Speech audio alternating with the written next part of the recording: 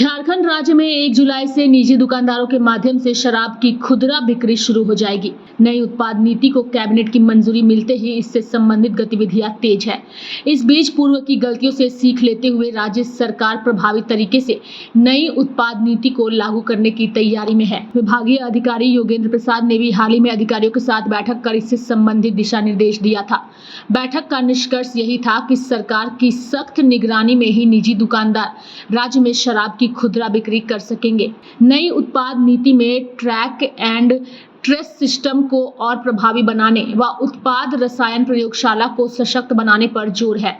इससे यह होगा कि उत्पाद विभाग के स्कैनर हर वक्त ट्रैकिंग करते रहेंगे कि बाजार में नकली या अवैध शराब की खपत तो नहीं हो रही है। साथ ही उत्पाद रसायन प्रयोगशाला में आए दिन शराब के नमूनों की जांच होगी ताकि उसकी गुणवत्ता को परखा जा सके। उत्पाद मंत्री ने रांची के उत्पाद भवन स्थित उत्पाद रसायन प्रयोगशाला का निरीक्षण भी किया था और वहां के विशेषज्ञों से इस दिशा में बात भी की थी। राज्य के सबसे ज्यादा पंजाब, हरियाणा, मध्य प्रदेश से अवैध शराब की सप्लाई होती रही है।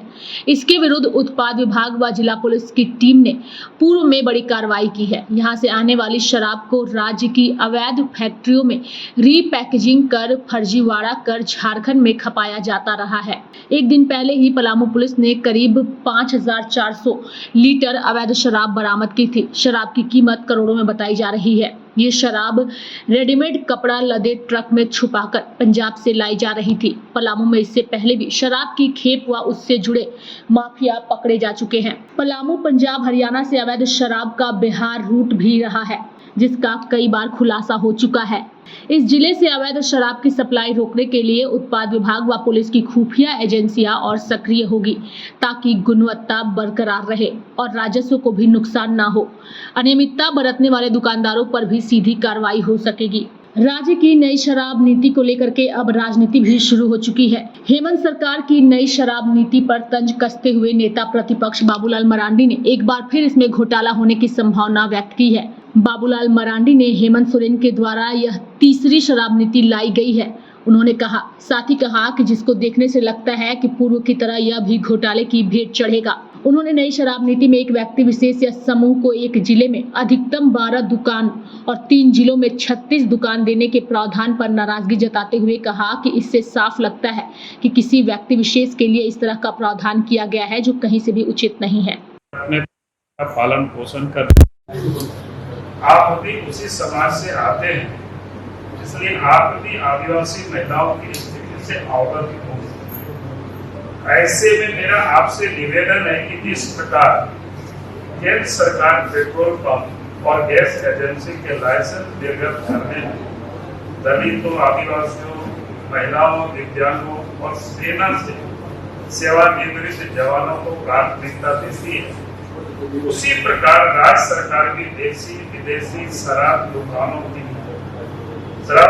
का लाइसेंस जारी करने में गरीब आदिवासी महिलाओं एवं सेना से सेवानिवृत्त जवानों को प्राथमिकता प्रदान करें। एक बात मैं और ध्यान दिलाना चाहूंगा, जो कि शराब नीति का निर्धारण पंचायती राज विभाग और ग्राम सभा का विषय है।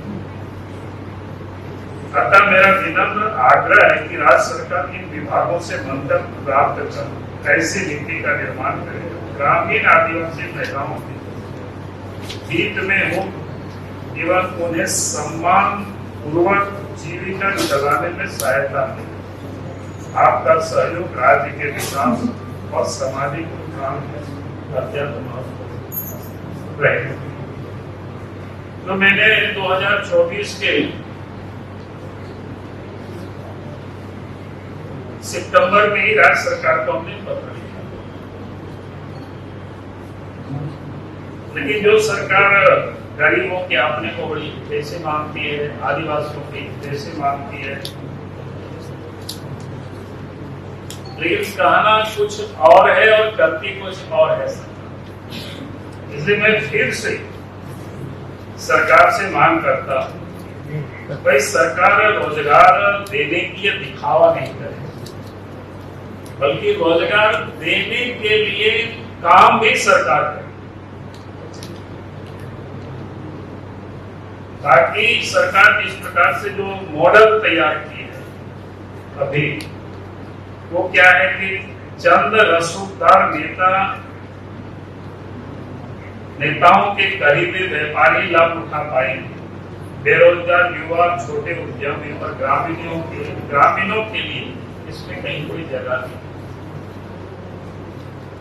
आज तो नहीं, लेकिन मैं बता सकता हूं कि इन लोगों को लाभ पहुंचाने के लिए किस प्रकार की नीति बनी।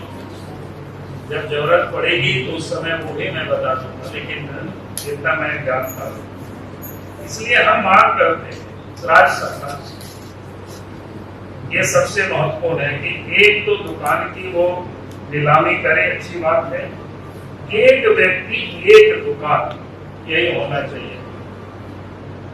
इसमें कोई कंप्रोमाइज नहीं होना चाहिए। अगर वास्तव में राज्य सरकार चाहती है यहाँ के लोगों को रोजगार मिले, तो एक व्यक्ति या परिवार के लिए एक दुकान की नीति लागू हो, ताकि शराब व्यापार में भी समान अवसर और पारदर्शिता लाई है। आप सबके जानकारी में भी है कि गैस वगैरह भी या पेट्रोल पंप वगैरह भी कोई एक व्यक्ति को 2-3 साइड नहीं मिलता है। तो हमारा कहना है कि सरकार जब कमीशन बेसिस पर ही होता है, उसमें कोई बहुत डिफरेंसेस नहीं है। इसमें गवर्नमेंट का राजस्व, इसको कोई नुकसान नहीं होने वाला है। सिर्फ सरकार इसको ये नीति बनावे, क्योंकि राज्य के अंदर में आप सबके जानकारी में है कि खुदरा दुकान 1453 आगे बढ़ भी सकता है सरकार की, जैसे अखबारों में मैंने देखा है संकल्प। तो एक व्यक्ति एक दुकान, यही नियम होना चाहिए। दूसरा, हमने कहा कि जो व्यक्ति लाइसेंस ले वही दुकान भी चला। ऐसा नहीं है कि हमारे पास पैसा है, हमने 50 दुकान ले लिया और हमने सब जगह व्यापार कर रहे हैं, तो इसका कोई मतलब नहीं। सरकार को ये सुनिश्चित करना चाहिए भाई एक लाइसेंस उन्हीं को दे जो दुकान चलाता, या उनके परिवार के लोग चलाता। इतना तक तो चलेगा कि वे परिवार के लोग चलाते भी हैं, लेकिन ये नहीं कि भाई बाबूलाल मार्डी किसी के नाम से दिया 10 करोड़ चला रहा है, तो मैं समझता हूँ ये बिल्कुल अपराध है और ये नहीं होने देना चाहिए सरकार। नमस्कार। आज जब अखबार सुबह से हम पढ़े और उसमें सरकार की नई शराब नीति, गांव-गांव में शराब की दुकान खोली जाएगी, गांव-गांव में बार का लाइसेंस दिया जाएगा, तो मैं पूरे दिन इस पर चिंतन किया कि ऐसा सरकार ने निर्णय लिया तो उसके पीछे वजह क्या है, मुख्यमंत्री जी क्या सोच करके यह निर्णय लिए। फिर मेरे दिमाग में 2 बातें आई और शायद वही कारण भी है। पहला कारण है कि गांव-गांव का युवा, शराब की दुकान खुल जाएगा, ठेका का दुकान खुल जाएगा तो पिएंगे, वो सरकार से सवाल नहीं करेंगे, जेपीएससी का रिजल्ट पर सवाल नहीं करेंगे, जेएसएससी के एग्ज़ाम पर सवाल नहीं करेंगे। और जो 5,000 रुपया मैया सम्मान योजना दे रहे हैं माननीय मुख्यमंत्री जी, वो चाहेंगे कि गांव में जब दुकान खुल जाएगा तो वो पैसा फिर से, मैया का पैसा भैया के माध्यम से वापस सरकार के खजाना में आ जाए। तो मुख्यमंत्री जी ने बड़ा तिकड़म लगाया है और इस तिकड़म को झारखंड के लोगों को समझना होगा। यही 2 कारण है, एक तो युवा उनसे सवाल नहीं करे और दूसरा मैया का योजना पुनः सरकार के खाते में वापस हो जाए। इसलिए ये गांव के युवाओं के भविष्य को बर्बाद करने के लिए, गांव के भविष्य को समाप्त करने के लिए ऐसा फैसला लिए हैं। आप लोग सोचिए, विचार कीजिए और मुख्यमंत्री से बात कीजिए। बहुत बहुत धन्यवाद। बहरहाल झारखंड में नई शराब नीति को लेकर के राजनीति शुरू हो चुकी है, लेकिन इस बीच आपको बता दें कि झारखंड में निजी दुकानों से शराब की बिक्री 1 जुलाई से शुरू होगी, जिस पर सरकार की कड़ी निगरानी रहेगी। नई उत्पाद नीति में ट्रैक एंड ट्रेस सिस्टम को बेहतर बनाया गया है ताकि अवैध शराब की बिक्री को रोका जा सके।